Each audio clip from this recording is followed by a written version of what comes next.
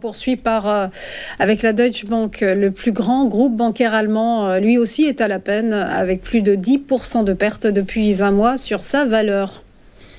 Exactement.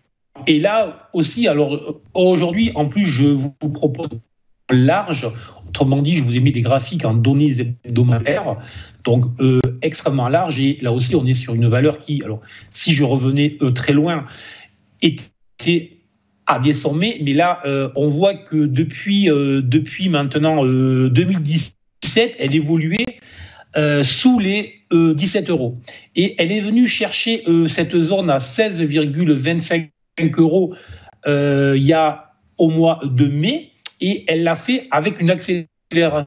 Elle l'a fait avec du volume. Autrement dit, elle a donné l'impression qu'elle allait s'affranchir de cette zone de résistance. Malheureusement, après cette accélération, elle a très vite reflué. Et là, avec tout ce qui se passe évidemment en France et avec ce qui s'est passé notamment sur les financières françaises, elle est en train de reculer fortement.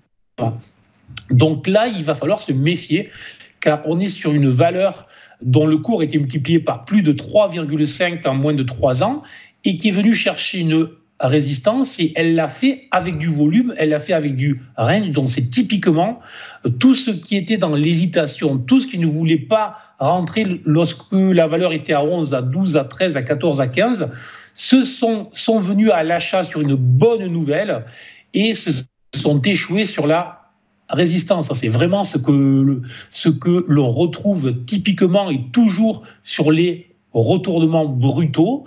Donc il va falloir se méfier, et à court terme, même si la tendance reste haussière, à court terme, je me méfie, c'est-à-dire que tant que la valeur ne clôturera pas en hebdomadaire au-delà des 16,5, je considère que la valeur est au moins en retracement, et donc autrement dit, elle pourrait aller chercher dans les prochaines semaines ou les prochains mois une zone située entre les 12,3 et les 13,1, donc une baisse de 10 à 20%, on va dire.